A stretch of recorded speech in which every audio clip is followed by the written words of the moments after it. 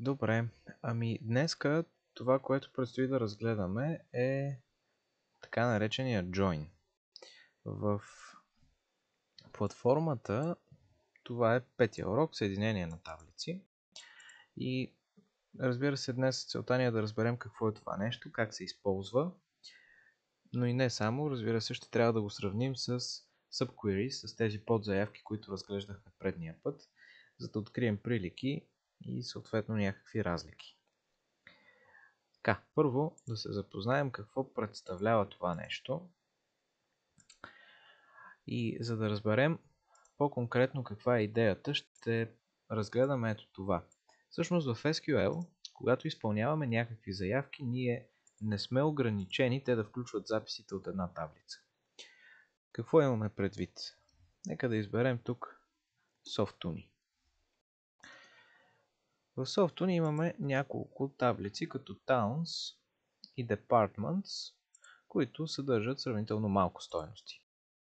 Ето, ако вземем Select All from Towns, виждаме едни 32 реда с разнообразни стойности. И ако направим същото за Departments, виждаме 16. Сега, какво се случва, когато изпълняваме заявки върху две таблици или повече? Това, което се случва сега, ще бъде следното. За всеки един ред от Towns ще съпоставим всеки един ред от Departments. И какво ще ни даде това нещо? Една табличка с 512 реда. Сега, ако си поиграем да го пресметнем, 32 по 16 ще бъде точно 512. Какво ни казва това? Наистина, за всеки един ред от Towns, те са 32 реда, съпоставяме всеки един ред от Departments. И това тук много лесно ще го видим в резултата, който получаваме.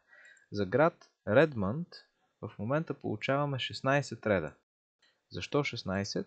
Защото колоните, които получаваме ето тук в дясната част, са различни. На практика това се нарича и Декартовото произведение. Всеки елемент от едно множество съпоставяме всеки елемент от друго множество. Поради тази причина подобен вид заявки почти не съществуват изобщо. На практика става въпрос, нали? Но и също така те стъпват като някаква основа, като някакъв фундамент, за да можем да разберем начина, по който работи join, по който работи това съединяване. Защото отдолу това, което се случва, малко или много ще наподобява това, което виждаме тук. Това представлява Декартовото произведение. Тук дори е даден един пример в презентацията с по-големи данни. 200 реда в едната таблица и 300 във втората ще ни дадат 60 000 реда в таблицата с резултатите.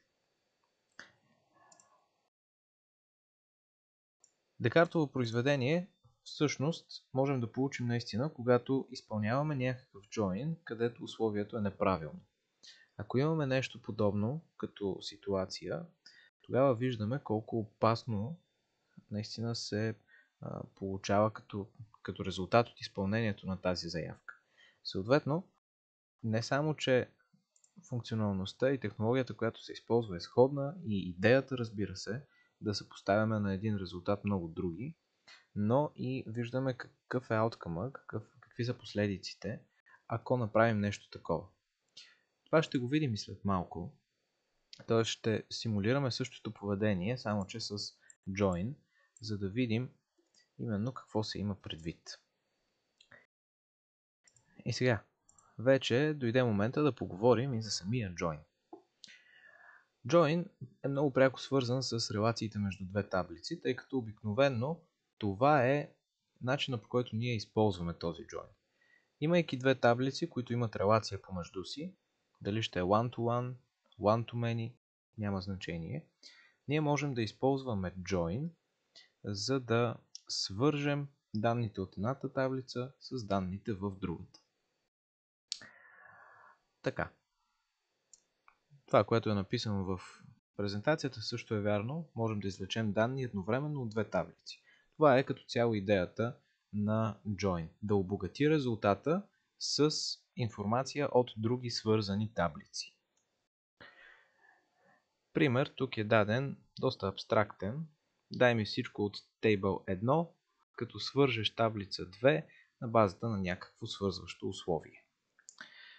Може би с конкретен пример би било доста по-разбираемо. Ето това със сигурност е разбираем пример.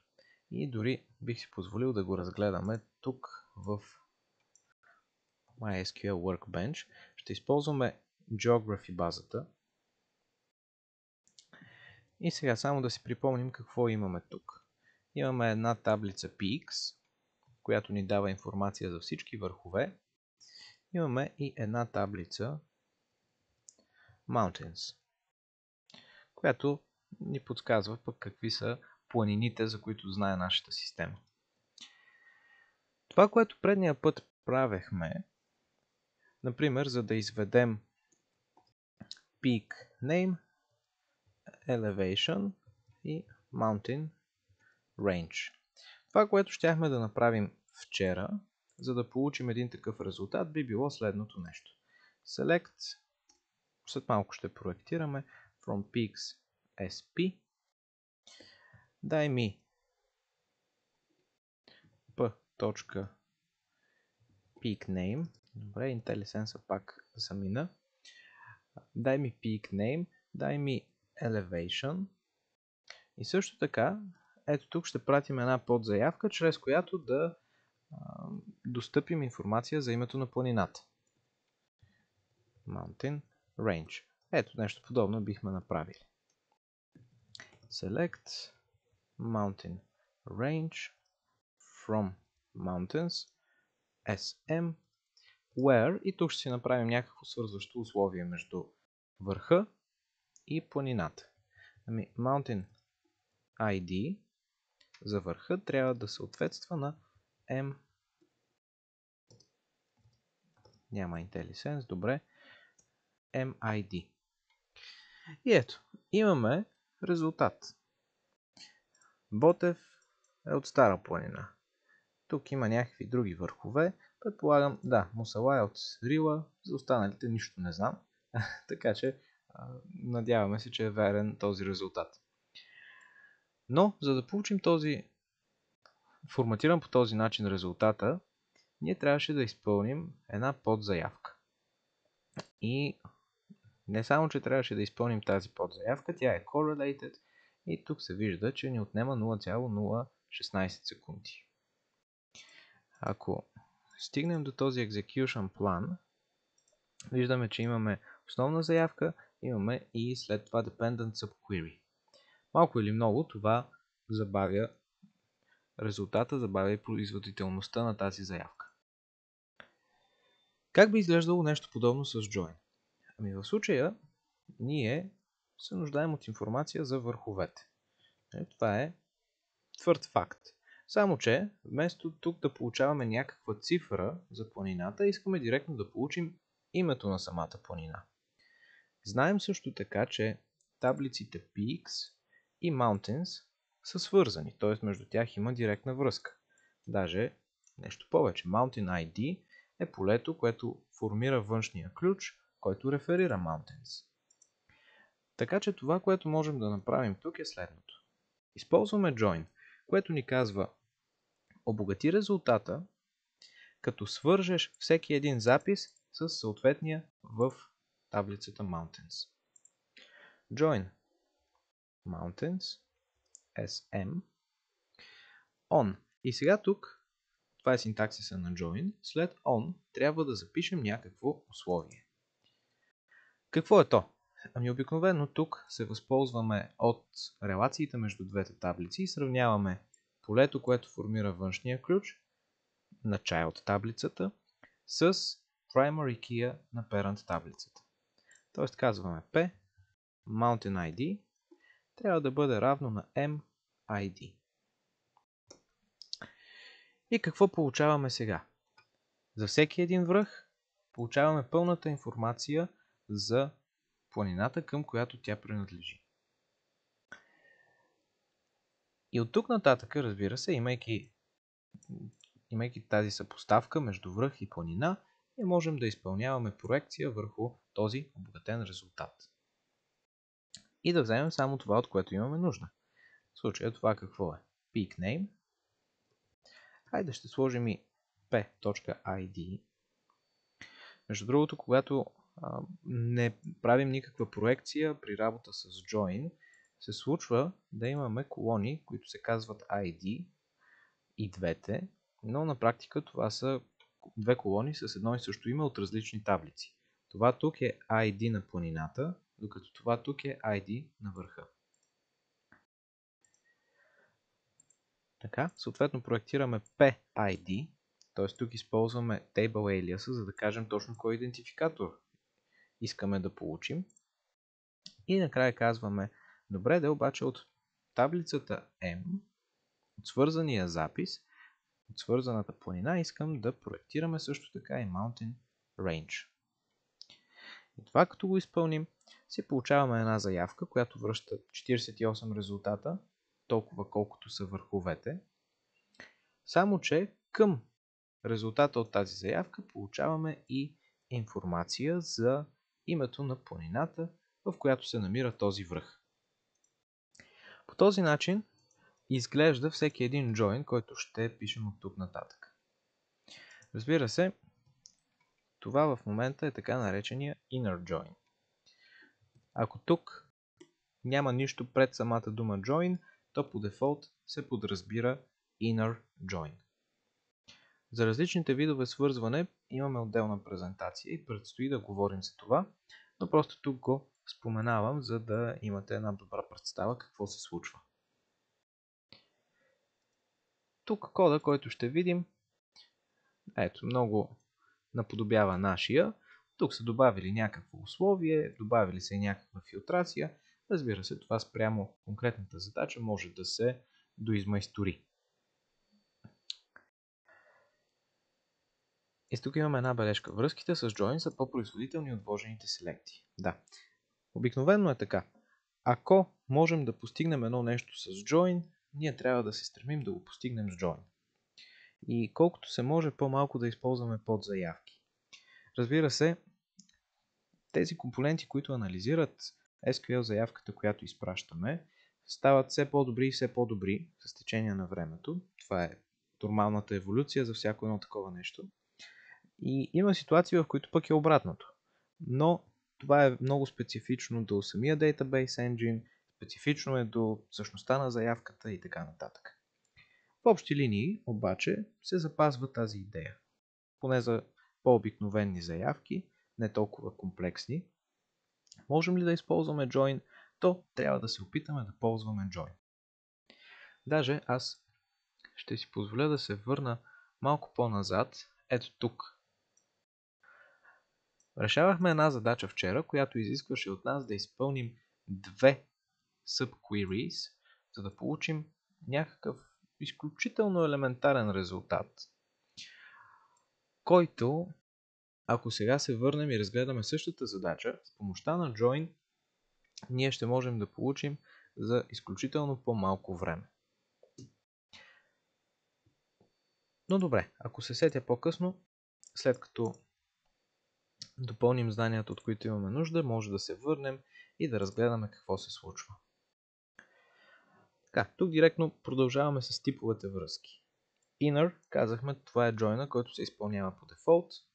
Имаме left и right outer join, имаме full outer join и cross join. Последния, мога да кажа, че на практика почти не съм го виждал да се ползва. Тези си имат своите приложения при една или друга ситуация, така че и върху тях ще наблегнем по-скоро. Тук имаме едно кратко описание за това каква е разликата. Inner join. Връзка само с вътрешните записи. Връзка на две таблици, връщаща само редовете, отговарящи на условието за свързване. С тази база, която разглеждаме, много лесно може да се види разликата между inner и outer join. Сега, тук ако запиша outer, само че трябва да запиша, мисля, full outer join, за да се работи. Добре. Защо получавам грешка? Нека да се обърнем към MySQL менюала. MySQL outer join.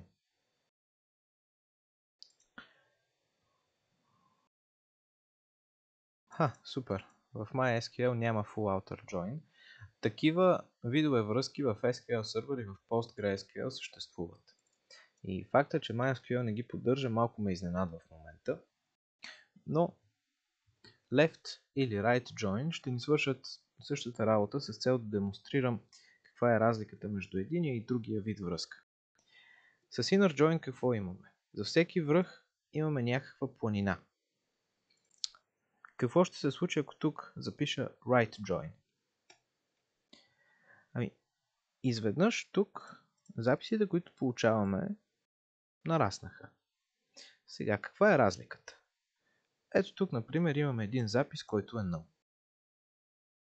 По-надолу ще имаме още 3 такива за Витоша, Странджа и Монтероса. Какво означава това нещо? В случая right join действа последния начин. Взима всичко от ето тази таблица, без значение дали в PX има някакъв запис, който реферира този в Mountains. Тоест, взима всичко от parent таблицата, без значение дали има child записи, които да реферират други такива. Това прави right join. Left join в случая ще се държи по точно обратния начин. Ще вземе всичко от child таблицата, без значение дали този child има parent. Тук няма разлика, получаваме си същите 48 записа, просто защото такава е структурата на самата база. За видовете подзаявки има една интересна графика, така че чисто визуално човек да може да си представи каква е идеята там. Ще си оставя ето това нещо тук, да се подсетя, че декартово произведение трябва да покажа. Inner join, outer join. Добре, нека да потърсим в Google join types image.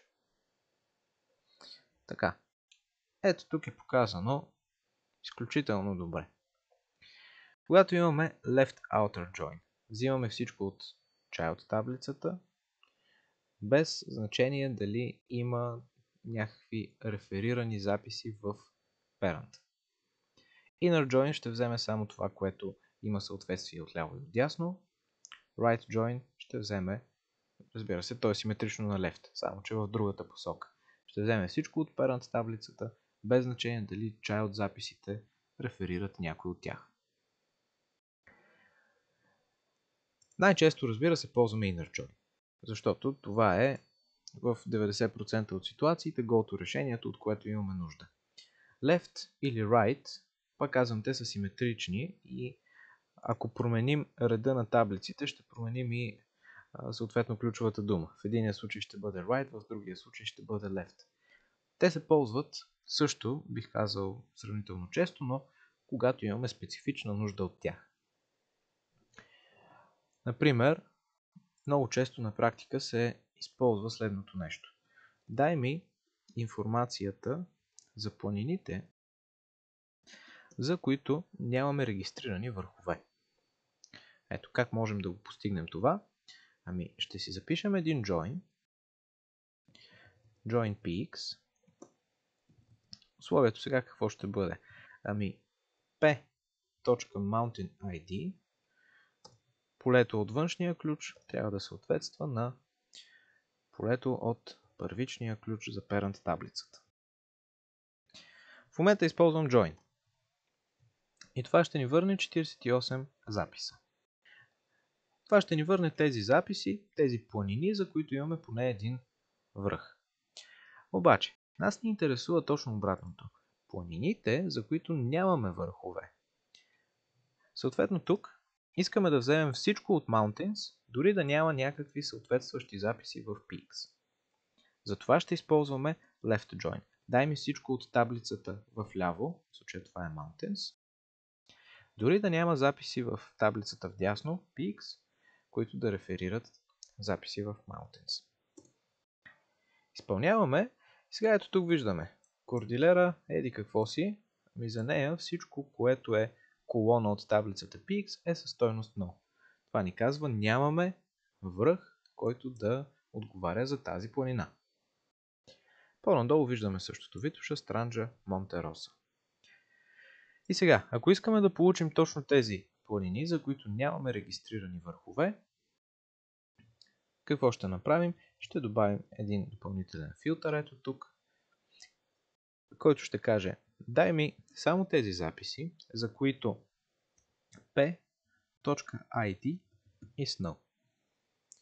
Тук нарочно използвам полето, което участва в първичния ключ за таблицата PX, тъй като то по подразбиране никога няма да бъде null. А ако е null, както в случая виждаме, това е вследствие от употребата на left join. И сега, изпълнявайки тази заявка, виждаме колко бързо получаваме резултата. И знаем всъщност кои са тези планини, за които нямаме регистрирани върхове. Това може и с subquery да бъде постигнато. Даже мисля, че имахме една такава задача ето тук. Или в следващия документ.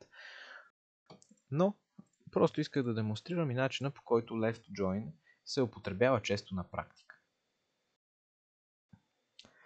Сега, да се върнем към идеята, че когато join не е ефикасен, получаваме декартовото произведение. За декартовото произведение, нека да видим първо какво очакваме. Ако тук запиша peaks, запетайка, mountains, получаваме ни точно 1000 записа. Така, на всеки връх съпоставяме всяка планина. Добре, т.е. трябва да очакваме, а всъщност то е ограничено по дефолт, така че може и да са повече. Нека да видим колко са върховете. Върховете са 48. Така. Колко са планините? Планините са 26. Тоест, ще имаме 48 по 26 записа в крайния резултат. 1248. Тук ми е интересно този лимит дали идва от MySQL Workbench. Disable limit 1000.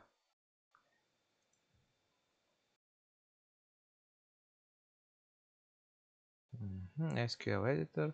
Аха, да, това е някаква настройка на Workbench, наистина. Edit Preferences. Нека да я премахнем. Не мисля, че ще ни помогне. Така, ето, махаме Limit Rows. Нямаме нужда от това нещо. Сега, ако изпълним отново заявката, както си я бяхме записали първоначално, получаваме 1248 резултата.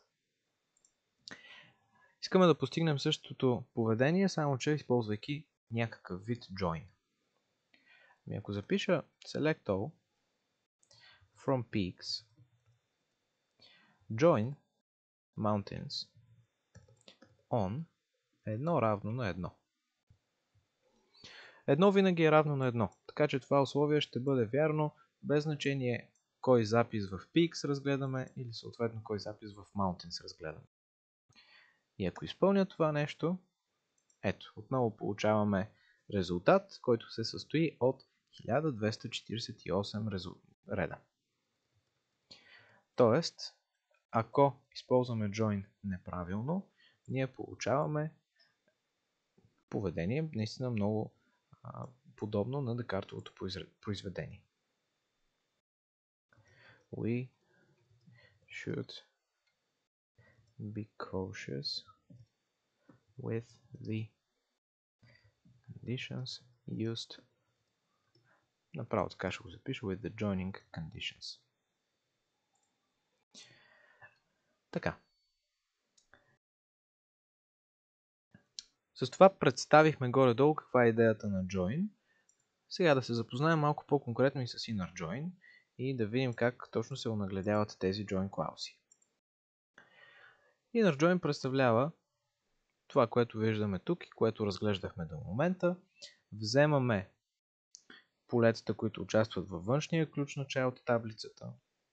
Съпоставяме ги с полетата, които участват в първичния ключ на parent таблицата и по този начин получаваме съпоставка. Съответно можем да напишем заявка, която да ни върне информация за всяко едно employee и неговия департмент, както и обратното. За всеки един департмент да получим информация за неговите емплоита. Тоест, свързваме наистина записите от две таблици. Така. Inner join видяхме какъв му е синтаксиса. Inner думата не е задължителна. Съвсем спокойно може да я пропуснете. Единственото, което аз бих посъветвал, аз съм го казвал и преди, използвайте алиаси. От тук нататък, щом сме разгледали join, то почти със сигурност всяка една задача, която ще решаваме до края, ще включва някакъв вид join. Видяхме, че при subqueries е удобно да ползваме алиаси, за да различаваме отделните таблици и съответно да определяме с по-голяма точност откъде идва информацията, която използваме или която искаме да достъпим. При join това важи отново на 100%. Имаме ли join, ще работим с много таблици, съответно нямаме никаква гаранция, че всички тези таблици ще дефинират различни по име колони. Даже напротив. На практика много често не е така. Както и виждате тук, Peaks и Mountains използват едно и също име за колоната ID. Ето то даже се вижда тук.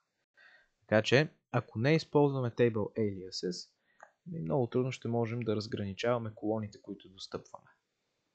Затова ползвайте ги, сложете една буква там.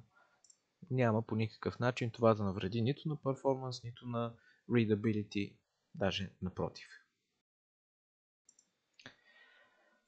Така, онагледяване на join клаузите. Ето тук имаме релация между едната таблица и другата.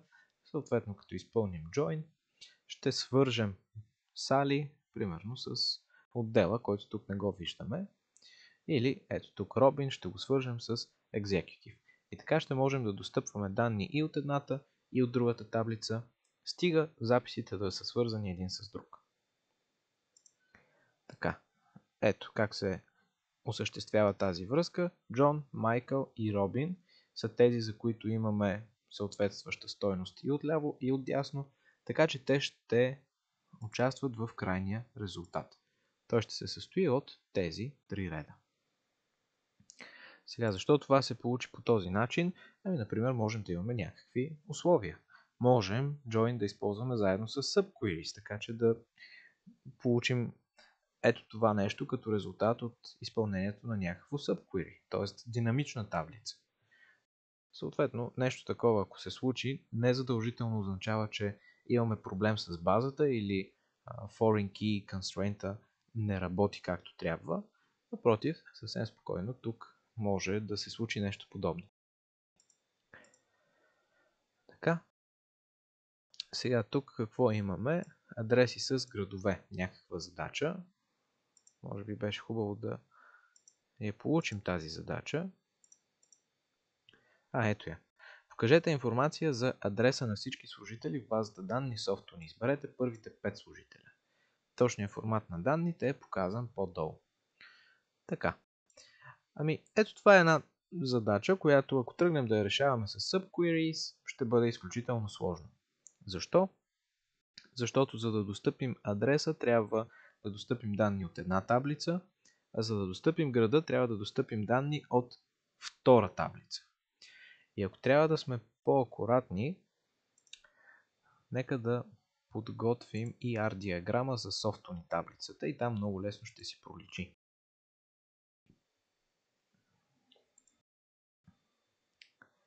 Така, next.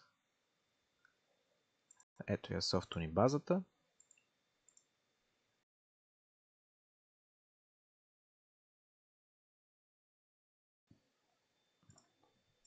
Така, и сега, Employees, това е таблицата. След това имаме Towns, имаме и Addresses. И какво се случва? За да стигнем до града, ние трябва да свържем адреса и посредством адреса да свържем самия град.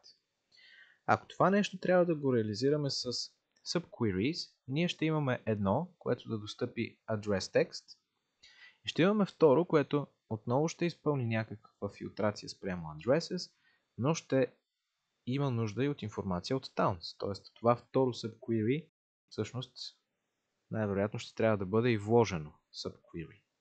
Така че става изключително неудобно от тук нататъка да използваме subqueries, ако искаме да достъпим свързана информация, която обаче е разпространена в 2, 3 или повече таблици. Може да се опитаме да го направим по този начин, но не мисля, че ще стигнем твърде далеч. Сега записвам тук use geography, не geography, softuni, и да видим как можем да постигнем тази задача. Правим следното. Select all, като за начало проекцията ще оставим най-накрая. Дай ми всичко от таблицата Employees. Свържи тази таблица Employees с съответните адреси, като условието е следното. Employee Address ID трябва да отговаря на Address ID. Ето, ако се върнем към диаграмата, всъщност се казва Address ID колоната в таблицата Addresses, така че сега ще го коригираме. И ако изпълним до тук заявката, виждаме, за всеки служител получаваме информация за неговия адрес. Така, това ще игнорира служителите, които нямат регистриран адрес в системата, защото използваме inner join. Ако използваме left join, ще получим същия брой резултати. Окей. Явно за всеки един потребител имаме адрес. Може би е задължително това поле. Това сега лесно ще го проверим. Дай ми всички employees, за които address ID is no. Да изпълнявате такива заявки, за да проверите дали всичко е окей, е напълно допустимо. Даже бих казал полезно, както е в случая, вместо да second guessваме правилна ли е заявката или не, просто можем да го проверим. Така, изпълняваме join върху адреса и след това ще изпълним join. Сега този join, left таблицата му ще бъде ето цялото това нещо, което ние виждаме. Съответно join towns st on. Ами сега всеки един адрес, както виждаме в диаграмата си, има town ID. Town ID, което сочи към града. Съответно можем да свържем ето тази таблица, която имаме тук, с таблицата towns, използвайки ето тази колона. Така, a.town ID трябва да отговаря на t.town ID. В 99% от случаите, това, което тук ще записвате като условие, пак ще се повторя, е да проверите дали има еквивалентност между полето, което участва във външния ключ, и полето, което участва в първичния ключ, съответно на child и на parent таблицата. Изпълнявайки това нещо, получаваме ето тук информация за всеки един град. Разбира се, и за всеки един служител. И имайки пълната картинка за всеки служител, тъй като тук получаваме името му, информация за неговата длъжност, информация за адреса и града, ами ние имаме всичко, от което се нуждаем. Така че можем да започнем да проектираме. Задачата изисква от нас, тя беше ето тук, first name, last name, town и address text. Добре, нека да ги проектираме. Вземаме first name от employees таблицата. Всъщност може да си го представите по този начин. Тези няколко колони принадлежат на employee-то, така че ако искаме някоя от тях, ще се обърнем към table alias на съответната таблица. Тези три принадлежат на address записа, така че ако искаме да достъпим някой от тях, и отново ще се обърнем към алиаса на съответната таблица. Така, дай ми първото име, дай ми last name дай ми address text, дай ми името на града. Изпълняваме тази заявка и получаваме резултата по начин, по който на нас би ни било ефективно и разбираемо. И виждате, всичко това се случва в рамките на не милисекунди, ами нещо дори по-малко от това. А кода, който написахме, не бих казал, че е изключително сложен. Буквално указваме какво трябва да свържем. Условието ни е такова, че няма нужда да го мислим дори. И си достъпваме данните от многото таблици, които сме свързали. Сега, как бихме постигнали същия резултат, ако използваме subqueries? Ще бъде трудно, но нека да се опитаме. Сега взимаме си first name, last name от таблицата Employees. Тук ще ни бъде необходимо едно subquery, което да ни даде address text. Ще си взема select дай ми address text от таблицата addresses SA, където employee address ID е равно на address ID. Това ще ни даде address text. Мисля, че и подобна задача имахме предния път. Само, че в следващата част идва, така да го кажем, интересното. Защото ни трябва subquery, което да достъпи името на града, в който се намира employee-то. Имахме ли нещо такова всъщност? Тук ако потърся towns, не виждам да сме го ползвали някъде изобщо, но аз си спомням, че имахме такава задача, може би била тук. Да, ето, спомням си го, разбира се. Трябваше наистина тогава да напишем вложени заявки, за да достъпим какво беше тук, не си спомням, но наистина имахме някакво условие. Да, дай всички емплоита, които се намират в град Сан Франциско. Ето това беше. Сега трябва да напишем subquery, което да ни върне името на града. Ами добре. Select t.name. Тук веднага ще се погрижа да сложим алиас на колоната. Дай ми името на града от таблицата towns st, където идентификаторът на града ще бъде един от идентификаторите на градовете, в които се намират адресите на всички емплоита. Нещо ето такова ще се получи тук. Така. Select a.town. Всъщност можем директно да използваме равенството. Ще си го запишем като correlated query и ето тук то ще бъде correlated на няколко нива, тъй като най-вътрешното то ще се нуждае от информация за записа от employees таблицата. Дай ми идентификатора на града от таблицата addresses, където A или E address ID равно на A address ID.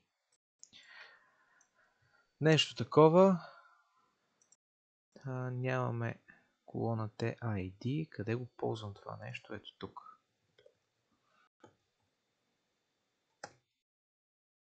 И получаваме същия резултат. 293 реда. Само че колко повече код трябваше да пишем, за да се случи това нещо, наистина не е истина направо. Ето така, ако ги смъкна на отделни редове, ще видите за какво става въпрос. Тук имаме подзаявка. Много по-сложен става кода, когато искаме да разчитаме само единствено на subqueries. Докато с join, особено ако си гледаме диаграмката, имаме employees, Ами, ще го свържа с addresses, ще го свържа с towns и хоп, имам целият набор от информация, който ми е необходим, за да си свърша задачата. Така че join в една голяма част от случаите е много по-достъпното решение в сравнение с това да използваме само и единствено subqueries. Има ситуации, където без subqueries не можем обаче. Това е напълно ясно. И подобни задачи мисля, че ще имаме за напред. Не знам дали днес ще разгледаме такава, но вярвам, че ще срещнем. In comparison, if we use subqueries only. Използваме само subqueries, ще трябва да пишем доста повече код. А представете си сега, че трябваше да направим нещо малко по-различно. Нещо малко по-различно, което изискваше от нас да тръгнем от проектите, да минем през Employees Projects, Employees, Addresses, Towns, да достъпим информация от всички тези 5 таблици. Ако трябваше да го правим с subqueries, предполагам 15-20 минути само щяхме да ги каловем като текст, без дори да знаем дали ще тръгнат или не. Затова joins, когато знаем какви таблици да свържем и откъде да си вземем информацията, са много, много полезни инструменти. Така, решението, което и ние направихме, беше същото. Не сме ги подредили, но окей, това са вече някакви детайли. Така, служители по продажбите. Намерете всички служители, които са в отдел Sales. Използвайте базата SoftUni. Добре, нека да го направим това.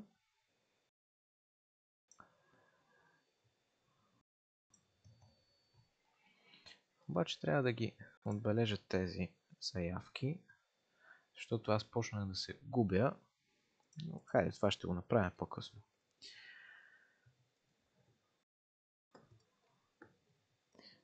Example 3. Мисля, че това е третия пример, който разглеждахме.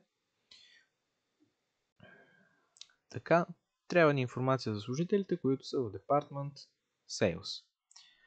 Да, всъщност, аз предния път, вчера, говорех наистина, че като имахме подобна задача, това, което правихме беше дай ми информация за Departments where name равно на Sales.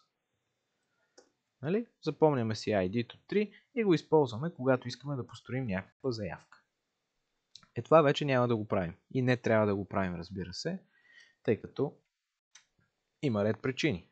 Никога не сме сигурни, че това, което търсим, ще бъде фиксирано до Sales. Представете си, ако имаме някакъв UI, който стои над базата, нали, съвсем спокойно потребител може да си избере, примерно от dropdown, всеки един от департаментите и оттам нататък да използваме винаги фиксирано 3, би било немислимо. За това какво ще направим? Дай ми всичко от таблицата Employees. Свържи Employees с Departments. Отново условието няма да бъде кой знае колко сложно. Даже вие видяхте какъв е вече принципа. Взимаме информация за връзката между тези две таблици. Ето тук така, ако задържа стрелката, самата диаграма ми я показва.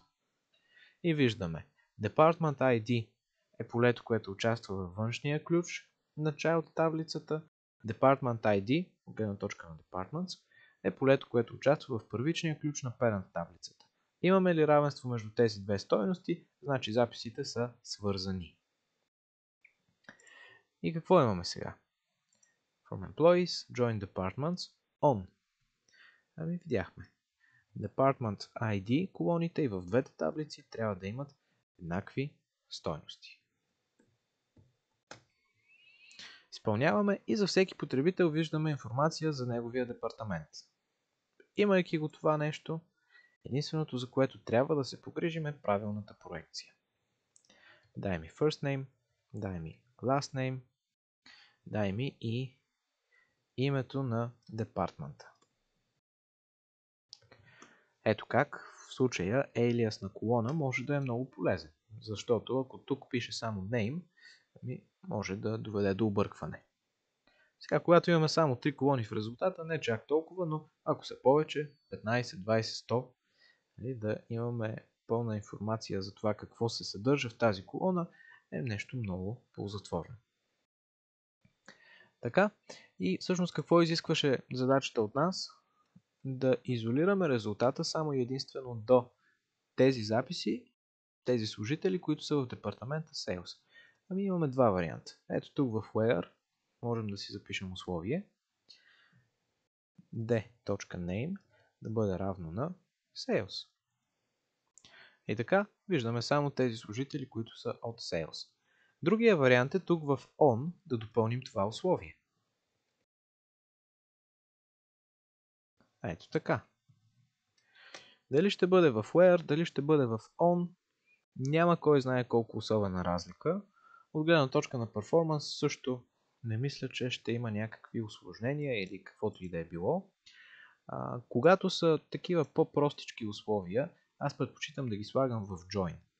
Защото пък, ако трябва да свързваме много таблици, условието да дойде на по-ранен етап, може би тогава наистина би подобрило производителността на заявката. Пак казвам, това много зависи от самите компоненти, които разчитат SQL кода и го транслират в някакви инструкции или съответно организират алгоритъм, който да подготви този резултат. Така, по този начин можем да реализираме тази задача. Добре, хайде ще включим в проекцията и Employee ID. И хайде да подредим. Не е толкова сложно. Искаме да подредим по Employee ID в изходящ ред. И получаваме Lin, Rachel, Siet и така нататък. Верни резултати. Ако видим тук решението, тук са сложили условието в where, пак казвам, в тази конкретна ситуация няма абсолютно никакво значение къде ще бъде, а и в повечето ситуации е въпрос на, как да го кажа, лична преференция. Така, служители наети след дата. Покажете всички служители, които са наети след еди кое си число и са в някои от следните отдели Sales или Finance. Добре. Много подобна задача на предишната. Нека да я разгледаме и нея. Example 4.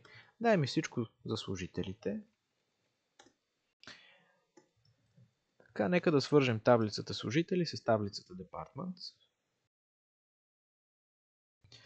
И тук ще имаме отново същия сет от условия. Department ID трябва да бъде равно и на двете места. И тук можем да допълним. Името на департмента трябва да бъде едно от изброените. Sales или Finance беше другата ни опция. Така. Някъде съм допуснал правописна грешка. Ама така, IntelliSense днес като не работи, ще има и такива грешки. Добре, получихме същия резултат, сходен, не същия, като предишната задача. И сега трябва да направим какво? Да филтрираме само тези служители, които са наети след един определен период от време. Тук, подобен вид условия, вече правилното място за тях е да бъдат в where. Трябва employee. Имаме ли тази информация? Ето го, hire date. Employee hire date трябва да бъде по-голямо от 1 януари 1999.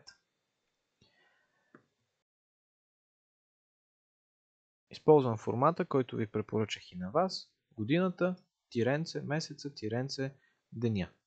Разбира се, месеца и деня трябва да използвате водещи нули, ако са едноцифрено число, за да постигнете онзи лексикографски ред, за който ви говорех. И след като сме сигурни в качеството на резултата, това, за което трябва да се погрижим, са сортирането, в случая трябва да бъде по hire date във възходящ ред, и правилните проекции. Така. Order by е .hire date в нарастващ ред. И не се интересуваме от всичко, интересуваме се от employee first name, employee last name, employee hire date и името на департамента. Изпълняваме тази заявка и получаваме Дебора, Уенди, Кенди, Дейвид. Те ли са първите? Да, те са първите от Finance отдела. И с това успяхме да решим и тази задача. Както виждате, не е нещо кой знае какво. Фокусираме се в момента върху Join. Неща като Where и като Order By вече сме ги говорили и сме решавали достатъчно задачи с тях. Съответно би трябвало една идея по-лесно да се използват и възприемат от вас. Иначе за Join, това, което аз бих ви посъветвал, преди да тръгнем да решаваме същински задачи, е наистина да си представите ER диаграмата, да видите какви са връзките и следвайки най-краткия път между две таблици, вие ще успеете да се здобиете с пълния набор информация, който ви е необходим. А имате ли го, оттам нататък всичко се свежда до филтрация, проекция, подредба и така нататък. И групиране, разбира се, но това ще дойде, мисля, следващия път. Добре. Тук решението какво е? Много подобно на това, което ние направихме. Даже в случая дори и условието за hire date са го включили в on, в свързващото условие. Дали е необходимо, не съм толкова убеден. Т.е. съвсем спокойно може това да бъде изведено в where. Поне аз така го направих, но и по този начин ще работи със сигурност. По принцип аз обичам в on клаузата да остават условия, които са свързани само и единствено с таблицата, която свързваме. И то такива, които са наистина необходими. В противен случай имаме where, който също можем да използваме. Така, inner join ще ползваме най-често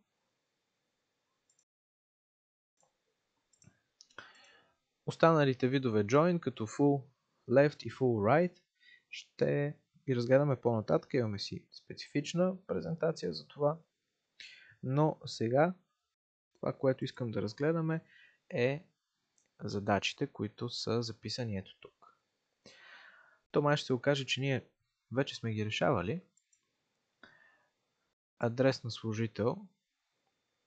Мисля, че имахме нещо подобно.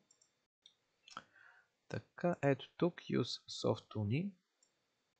Да, взимаме address text, взимаме дори и града в тази първа задача. Окей. Няма да правим нещо повече по този въпрос тогава. Служител по продажбите. Може би единствено тук ще запиша exercise 1. Тук ще запиша exercise 2. Това е задачата служител по продажбите от документа с задачите, ако правилно се ориентирам. Служебни отдели. Така. Пишете заявка, която избира employee first name, salary и department name. Така, служител без проект, менеджер без служители. Добре. Ами продължаваме тогава с трета задача. Не сме я решавали. Exercise 3. Какво имаме? Напишете заявка, която избира следните колони. Филтрирайте само служители с заплата по-голяма от 15 000 лева. Върнете първите 5 реда, сортирани по Department ID в низходящ ред. Ето тук сортираме по колона, която не присъства в крайната проекция. Това би трябвало също да е възможно. Сега ще видим дали е така. От какво имаме нужда? Когато имате такава задача, винаги се огледайте първо от какво имате нужда. Нуждаем се от employee, нуждаем се от first name, salary, имаме тази информация в employee таблицата, но и от името на департамента. Това е информация, която е в друга таблица. Но има връзка между тези двете, така че join ще ни свърши чудесна работа. Затова слагаме първоначално там един select all, дай ми пълната информация от таблицата employees, свържи всяко едно employee с неговия департамент. Така. И както правихме неведнъж вече, свързващото условие изисква полето от foreign ключа на child таблицата да съответства на полето от primary ключа на parent таблицата. Така. Всъщност, тук не приключва заявката, ще имаме някакви условия. Заплатата на служителя трябва да бъде повече от 15 000 и то май е само това. Подреждаме по Department ID. Тук дали ще изберем Department ID колоната от D или от E, таблицата няма никакво значение. Тя има винаги еднаква стойност, щом това условие е вярно. Така, и ограничаваме до първите 5. Сега трябва да проектираме само колоните, от които имаме нужда. Employee ID е първата, First Name, след това имаме заплатата и накрая имаме името на департамента.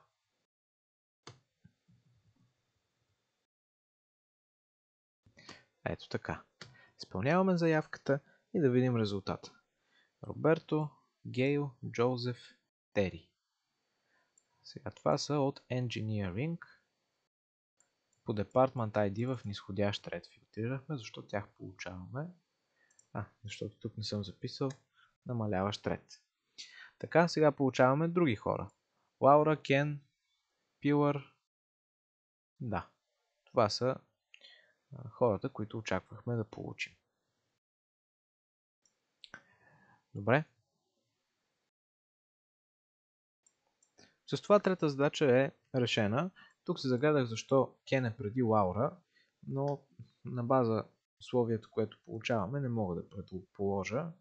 Евентуално трябва да подредим по департмент, след това по заплата, но тъй като не е описано, няма нужда да си доизмисляме условия сами. Така, четвърта задача. Служители без проект. Трябва да открием информация за всички служители, които нямат проекти. Ами тук ще се възползваме от Left Join. Exercise 4. Ако се върнем към диаграмата, какво имаме?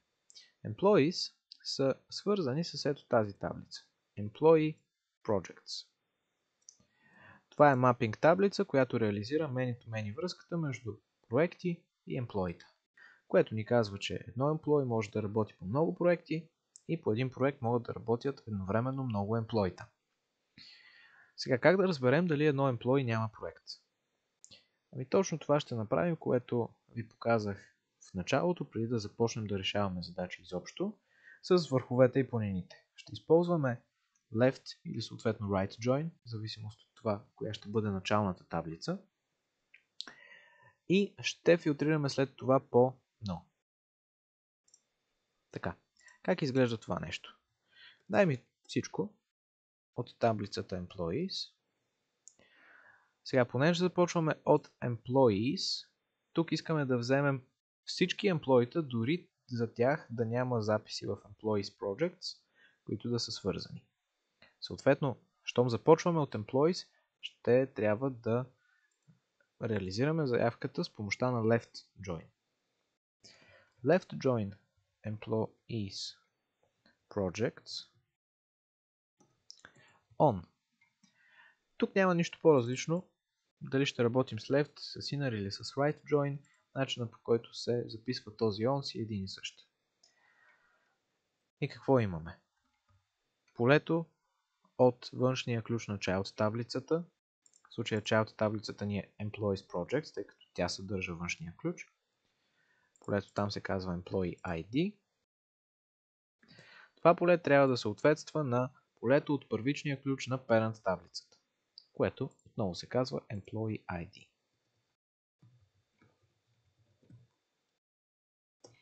И сега тук ще получим информация за Employee и неговите Project Assignments. Ето тук, както се вижда, Гай Гилбърт работи по 4 проекта, например. Но ние се интересуваме от емплоита като Кевин, за които Employee ID, Project ID имат null стойности. Тоест, ето тук ще добавим едно условие. Филтрирай тези резултати на базата на Employee Project ID, колоната трябва да бъде null. Можем тук да си изберем и Employee ID. Даже, както се замисля, би било по-подходящо. Така. Ще получим същите 72 резултата. Няма разлика. Разлика ще има, ако тук изберем някаква nullable колона, която може да е null, но въпреки това да има съответствие между запис в едната и другата таблица. И тук виждаме, че едни 72 човека не работят по проект. Това изглежда вярно. Съответно, да обърнем внимание, трябва да проектираме Employee ID, First Name, първите трима и сортирани по Employee ID в низходящ ред. Добре.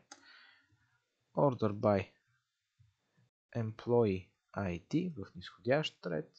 Дай ми само първите трима и проектирай Employee ID заедно с първото му име. И виждаме Джордж, Мартин, Светлин. Точно това са и резултатите, които ние виждаме. Съответно, тая четвърта задача е една класическа, която може да се реши с join. Тя може да се реши и с subquery. Няма никакъв проблем. Тогава subquery-то как ще изглежда? Дай ми Employee ID, дай ми идентификатора и първото име на служителите. Тук сега ще си допиша Order by, Limit, тези неща няма да се променят. И тук ще добавим просто едно условие. Employee ID not in. Да, слушам, Алекс. Така ли?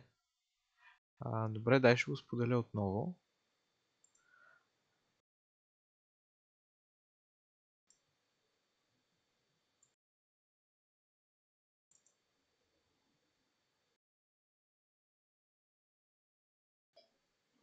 Я виж сега как е.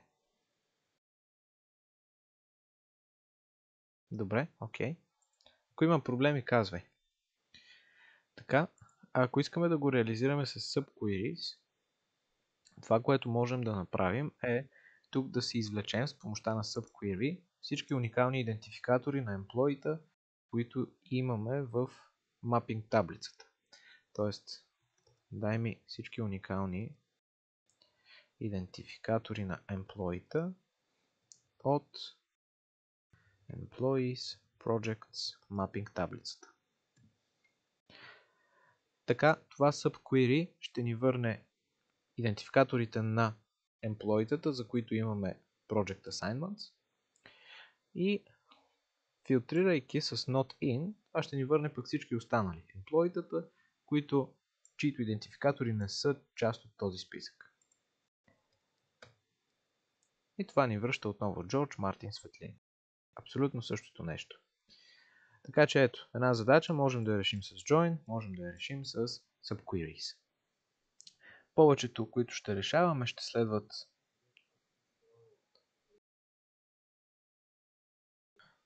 супер.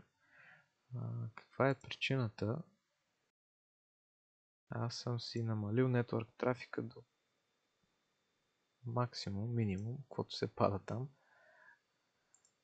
Само да видя какви процеси ползват интернет.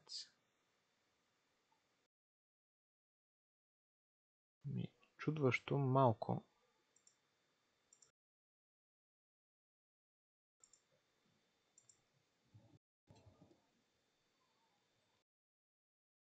Има си интернет.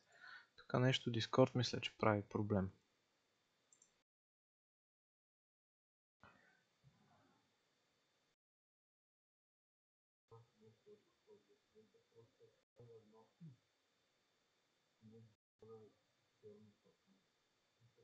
Ехе.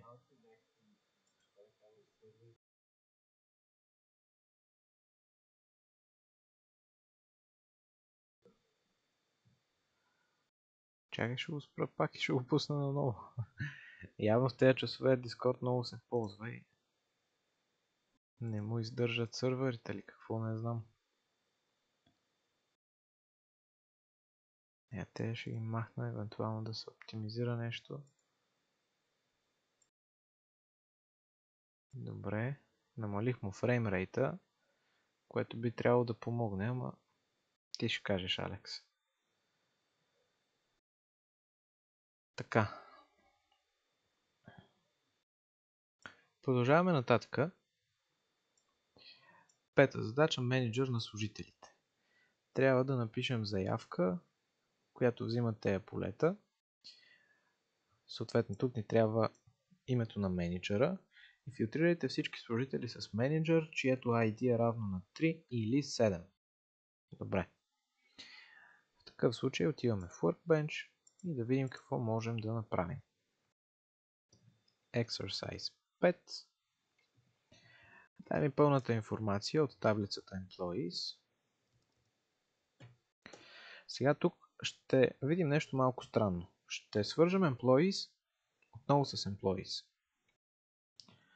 В случая ще дам различни алиаси на тези две таблици. Тук нямаме друг избор. Задължително трябва да ползваме алиаси в такава ситуация, където имаме връзка между две еднакви таблици. Това е възможно, защото тук имаме ето тази връзка. Менеджера на employee е също employee. Така. Съответно, table aliasите, които ще ползвам са E за employee и M за manager. Условието тук ще бъде подобно. Външният ключ може да сочи и към същата таблица. Няма проблем. Така, join employees as M. M. Сега, когато говорим за M, става въпрос за менеджера. Тук се интересуваме от неговото ID. То трябва да бъде равно на manager ID. В случая, тъй като employees е и child и parent таблица сама по себе си, тук трябва да внимаваме да не разместим реда, в който достъпваме employee ID и manager ID. Защото иначе ще получим обратния резултат. Не employee с неговите менеджери, ами менеджер с неговите employee, което звучи еднакво на практика, но наистина има разлика. Така, получаваме 289 реда, не са 293, както сме свикнали да виждаме. Това е защото едни 4 потребителя нямат менеджер. Това е окей. Също така обаче, това, което трябва да допълним като филтрация е следното. Искаме да ограничим тези служители, чието менеджер ID е 3 или 7. Тук защо записах on, нямам никаква представа, просто искаме да обогатим условието. Пускаме отново и сега виждаме доста по-малко резултата, само 13, явно толкова са служителите, чието менеджер е 3 или 7. И сега е да въпроса какво да проектираме, тъй като до тук ние на практика нямахме нужда изобщо и от join. Нуждаем се от join ето тук, за да можем да покажем името на менеджера. Трябва да сортираме по първо име на служителя в възходящ ред. Това ще го добавя. Order by първо име на служителя. И сега проектираме Employee ID, First Name, след това имаме Manager ID и накрая ще вземем и името на менеджера. Така стартираме и виждаме Brian, Dylan, Eugene с менеджер Джолин, Роберто, Джолин. Да, отново спрямо първите два резултата нашата заявка гарантира някакъв успех. Пета задача също можем да кажем, че сме решили. Сега да видим шеста. Напишете заявка, която връща стойността на най-ниската заплата от всички отдели и името на отдела, в който се дава. Сега Какво имаме тук? Първо трябва да знаем коя е най-ниската заплата, след това да открием служителя, отдела. Ако това тръгнем да го правим с subqueries, ще бъде малко сложно. Но, ние знаем как търсим минимум с заявки. Ако трябва да открием минималната заплата и по-скоро employee, което притежава тази минимална заплата, вземаме всичко за нашите employee-та, подреждаме по salary в намаляващ или нарастващ, в зависимост дали търсим минимум или максимум, в случая нарастващ, и ще окажем лимит от 1. Това ще ни върне служителя с най-ниска заплата. Ето е Сюзан с заплата 9000. Сега, това от което се нуждаем е заплатата и името на отдела, в който се намира този служител. Ако ползваме subqueries, видяхме как може да се постигне това нещо. Но в случая с join, можем много добре да оптимизираме този процес. Защото ето тук ще свържем employees с техните служители.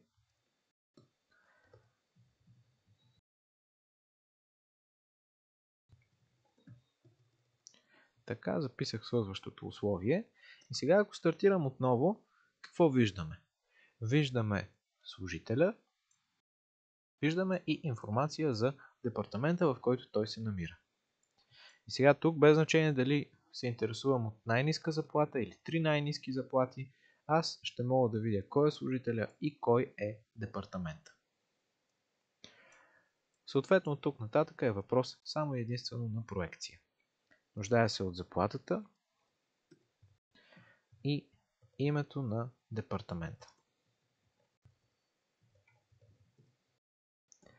Ето, по този начин получавам 9000 за заплатата и име на департамента Shipping and Receiving. Така, с това 6-та задача е решена, 7-ма е много подобна на задача, която сме решавали също. Нека само тук да запиша Part 1, малко по-долу Part 2, за да сменим активната схема. И тук записваме Exercise 7. Трябва да вземем информация за всички държави, които нямат планини. Нека да тръгнем от Countries.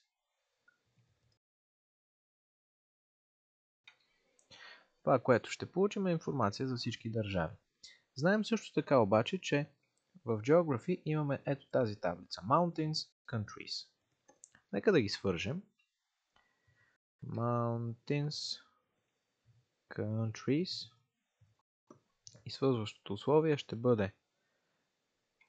тук трябва да видим как се казва колоната обаче. Да. MC Country Code бъде равно на C Country Code.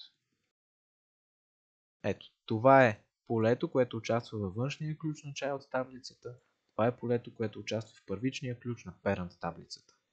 Изпълняваме тази заявка и сега ще видим за всеки един запис в Mountains Countries съответната държава. Ние обаче какво искаме да достъпим? Искаме да достъпим тези държави, които нямат планини. Тръгвайки от Countries, това означава, че искаме да включим дори тези държави, за които няма записи в тази свързана таблица.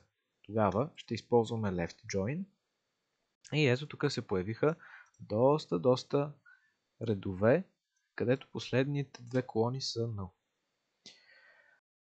Сега прилагайки един where filter, където MC country code is null, и това ще ни остави само с държавите, за които нямаме регистрирани планини в нашата система. И идва въпроса какво проектираме. Проектираме само и единствено името на държавата. Така че проектираме c.country name. Изпълняваме и виждаме резултата. евентуално някаква подредба, ако трябва. В случая виждам, че няма такава. С което може да кажем, че и тази задача е решена. Ето, предполагам, вече сте схванали кога ползваме left join, когато искаме да проверим, поне на практика така е най-честата употреба, когато искаме да проверим за определени записи, кои са всъщност определените записи, за които нямаме свързани от друга таблица. Това е най-честото приложение на left join. С това задачите от този първи документ ги изчерпахме. Нека да видим какво имаме в следващия. Адреси с градове. Това вече го правехме. Даже решението ни остана ето тук без задача. Така. Къде беше? Само ето тук. Адреси с градове. Служители наети по-късно. Тази задача също я направихме. Служители с проект. Добре. Сега ще видим и тази задача. За hire date. Ето това е заявката. Аз ще си я прекопирам в отделен файл, за да може после някой, ако гледа, да се ориентира по-добре. Така, това е задача 2. Служители наети по-късно. Имаме си даже и подредба. Така, продължаваме с трета. Трябва ни заявка, която избира Employee ID, First Name и Project Name. Филтрирайте само служителите с проект, който е започнат след еди коя си година и все още продължава.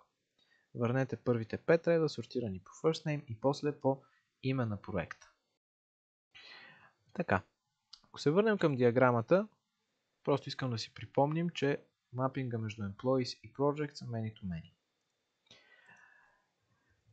Съответно, ще тръгнем от Employees. Ще свържем Employees Projects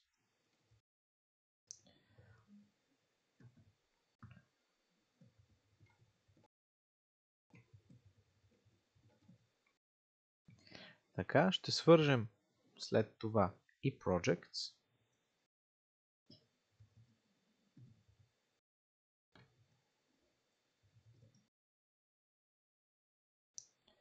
И да видим какво ще получим от изпълнението на тази заявка. Ще получим най-вероятно за всеки един служител информация за проекта, по който той работи. Точно така. И някои служители би трябвало, поне от това, което виждам, да се появяват 2, 3 или повече пъти. Ето тук, например, Гай Гилбърт. Не сме го срещнали по-рано. Но както и да е, такива служители със сигурност ще има. Защото получаваме цели 843 резултата. Така. Осъществихме връзката между тези три таблици. Сега идва въпроса по какъв начин можем да продължим с филтрацията. Филтрирайте само служителите с проект, който е започнат след ето тази дата. И все още продължава. Добре, ако разгледаме какво имаме за проектите, имаме Start Date, имаме End Date. Ето тук, свързвайки проектите, можем да обогатим това условие. Start Date трябва да бъде по-голямо от ето тази дата. В случая ще я запиша по този начин. И End Date трябва да бъде null. Това също е записано в условието. Все още продължава, съответно няма крайна дата. Ако изпълня тази заявка, вече резултатите са по-малко. 270. И тези условия трябва да са изпълнени за всички проекти. Всички нямат End Date и началната им дата е след 2002 август месец 13 ден. Така, сортираме по First Name, после по име на проекта и двете във възходящ ред.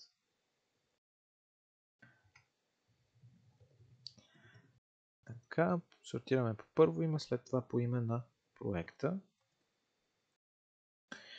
И виждаме Скот, Алан, Алекс, Алис и така нататък.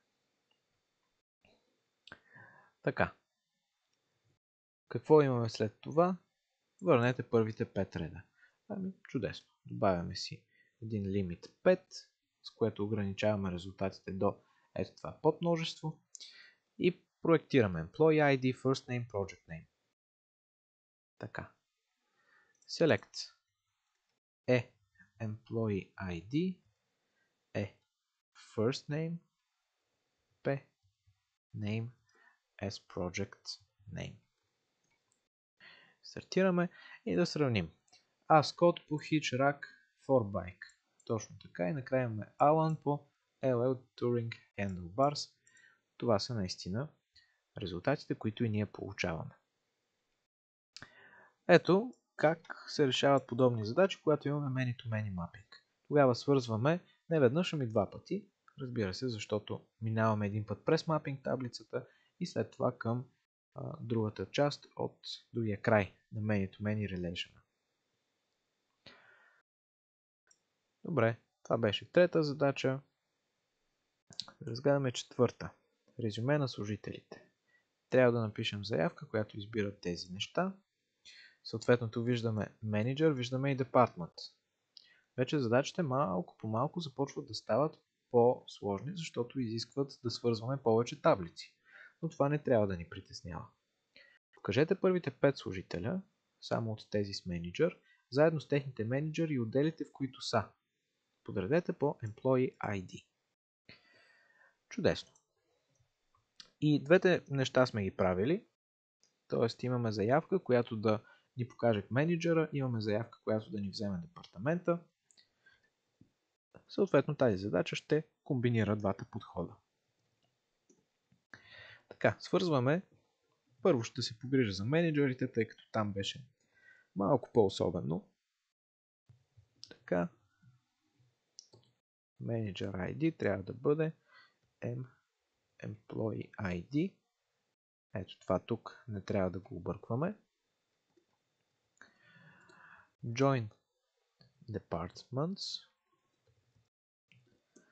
И условието какво ще бъде? Employee.department ID. Това е полето, което формира външния ключ на child таблицата, да е равно на d.department ID. Това е полето, което формира първичния ключ на parent таблицата. Сега ако стартирам просто така, без нищо друго, получаваме всички емплоита, които имат менеджери и департменти, заедно с пълния набор информация. Съответно име на менеджера, департмент на менеджера, информация за департмента на емплоито и така нататък. Трябва да се погрижим за подредбата. Имахме подредба по уникалния идентификатор на емплоито в нарастващ ред. Така, ограничение до първите 5 записа, Гай, Кевин, Роберто, Роб и така нататък. И да се погрижим за проекцията. Интересувани Employee ID, интересувани Employee Name, тук ще го конкатенираме, First Name и Last Name.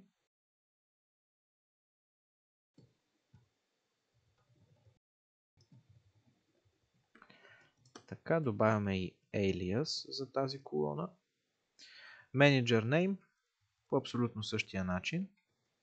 Само че тук вече First Name и Last Name ще достъпваме посредством M alias, тъй като ни интересуват съответните стойности за менеджера.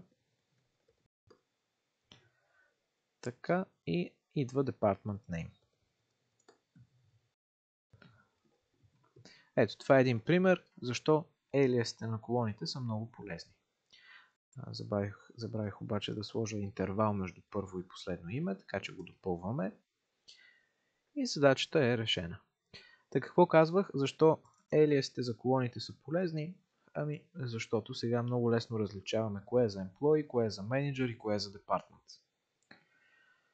Иначе, можеше тук да има объркване. Това е четвърта задача. Имаме още двечки, така че нека да ги минем и тях. Най-високи върхове в България. Напишете заявка, която избира Country Code, Mountain Range, Peak, Elevation.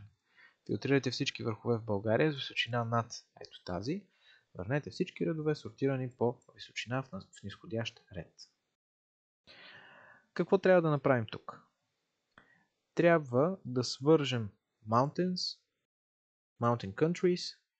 Тук ще можем да изпълним филтрация спрямо Country кода и да свържем Peaks. Тези три таблици трябва да ги свържем, за да можем да продължим по-нататък с реализацията на условието.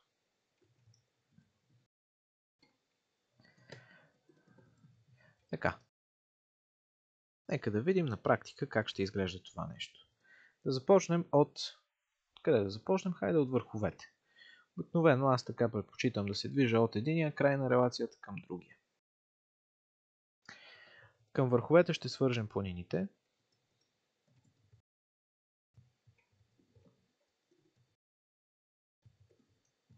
Така, обърках ли полетата? До тук не съм. И към този резултат ще свържем Mountains Countries. Така, условието ни ще бъде M. Да, сега имам IntelliSense. Как се случва това нещо? Наистина не знам. Условието ще бъде MC Mountain ID да бъде равно на MID. И също така, тук ще допълним, защото ни интересува country кода винаги да е равен на BG. Само единствено планините, които са в България. Така, и получаваме ето този резултат. За всеки един връх, информация в коя планина се намира. И тук виждаме, че сме ограничили само единствено върховете, които са в България. Сега, какво следва? Трябва да филтрираме всички върхове с височина над 2835 метра. Съответно, добавяме си едно условие. Elevation полето трябва да бъде по-голямо от 2835. Ето ги, това са тези 6 върха. Сортираме по височина в низходящ ред.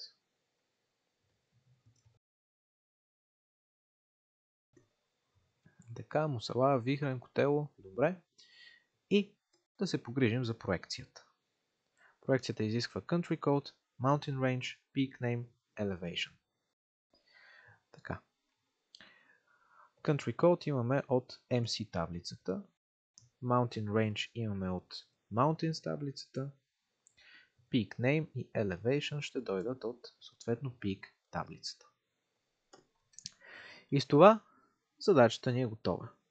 Country Code BG, в Рила се намира връх Мусала и всички останали са в Пирин, с изключение на Малка Мусала. Така, сега да разгледаме последната задача от този документ. Да, тук защо има две празни страници, не мога да кажа. Планински вериги. Трябва ни заявка, която избира Country Code, Country Name и Mountain Range. Филтрирайте планинските вериги в Съединените щати, Русия и България. Сортирайте резултата по Country Code и Mountain Range в азбучен ред. Така, това е доста по-проста заявка спрямо тази, която писахме в задача 5.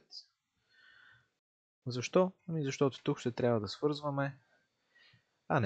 всъщност нуждаем се от Country Name, така че ще бъде необходимо да свържем три таблици отново. Добре, този път нека пък да започнем от Countries. Да видите, че няма абсолютно никаква разлика. Стартираме от Countries. Към Countries ще свържем Mountains Countries, като условието ще бъде MC Country Code да бъде равно на C Country Code и ще свържем и таблицата Mountains. Отново имаме следното. Полето, което формира външния ключ на child таблицата, трябва да съответства на полето, което формира първичния ключ на parent таблицата. Така, where, какво ще ни бъде условието? Ами Country Code трябва да бъде едно от тези трите. BG, RU или US. Съответно си, Country Code трябва да бъде едно от изброените. BG, RU или US. По какво сортираме? по country code и след това по mountain range. Добре. Сортирай по country code в нарастващ ред. След това сортирай по mountain range. Много в нарастващ ред. С това получаваме резултатите, от които имаме нужда. Обаче трябва да проектираме и само тези колони, които са ни необходими. Country code, country name, mountain range. Така, country name и mountain range. И с това получаваме резултат, който напълно съответства на очаквания. По този начин се решават задачи, които изискват работа с join. Много приятно, много лесно. Свързваме всички таблици, от които имаме нужда, проектираме, филтрираме върху множеството от колони, които получаваме и така успяваме да решаваме наглед доста сложни задачи, поне ако ги сравняваме с това да използваме навсякъде subqueries. Само да преминем ето тук и през следващата презентация набързо. За left join говорехме. Left join ще вземе всичко от таблицата вляво, дори и да няма записи в таблицата вдясно, които да съответстват на релацията. Ако нямаме, всички колони за дясната таблица ще имат стойност 0. Left, тук outer, ключовата дума може да се пропусне, както аз го правя, аз не я записвам. Имаме ли left, това е достатъчно ясно за нашите намерения. Right join пък ще направи същото нещо, само че симетрично. Той ще вземе всичко от дясната таблица, без значение дали има мачващи елементи вляво. И разбира се, ако няма мачващи елементи вляво, за колоните от лявата таблица ще имаме навсякъде 0. Това го демонстрирахме. Демонстрирахме само left join, но аз ще се върна там, където го ползвахме. Беше ето тук. Така, тук какво имахме? Дай ми имената на всички държави, за които няма планини. Как може да се случи това нещо, ако ползваме right join? В случая трябва да... Хайде, няма да го копирам, за да не става объркващо, но ако почнем от таблицата Mountains Countries, тогава вече ще трябва да използваме right join, защото искаме да включим всички държави. Ето тук ще дойде countries, като дясната таблица в релацията. Искаме да включим всички държави, дори и за тях да няма съответстващи записи в Mountains Countries.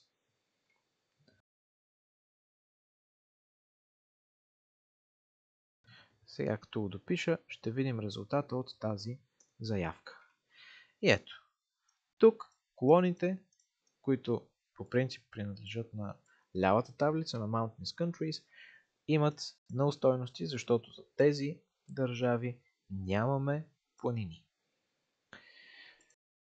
И тук ако сега допълним,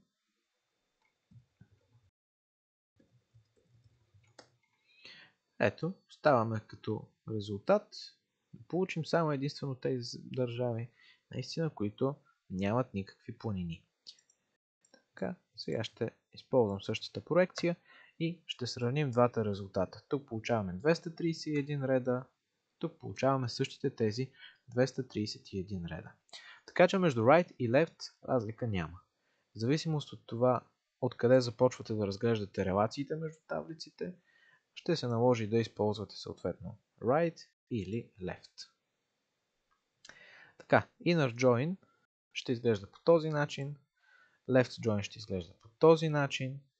Съответно, взимаме всички записи, съпоставяме null за тези, които нямат отговарящи в дясната таблица. Right join пък наобратно. Взимаме всичко от дясната и съпоставяме null на елементи в лявата. Така. Тук това е задача, която направихме, само че такава, която изисква бройка от нас, ние директно изведохме техните имена. Добре. Ами, с това аз предлагам да приключваме за днеска. Разгледахме join. Тук има още задачи, които не са много. Има 4 задачи в този документ. Тук има още 5. Следващия път ще ги разгледаме и тях и ще обърнем вече внимание на групирането, тъй като там нещата са малко по-сложни. Но ще се постараем така утре да ги разгледаме, за да имате време и да се упражнявате през седмицата, ако имате изобщо такова време.